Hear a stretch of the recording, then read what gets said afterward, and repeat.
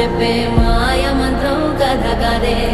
చంటోళ్లను భయపెట్టే భూచోడి కథ కదే, తాత ముత్తాతమ్మల భూతాల కథ కదే,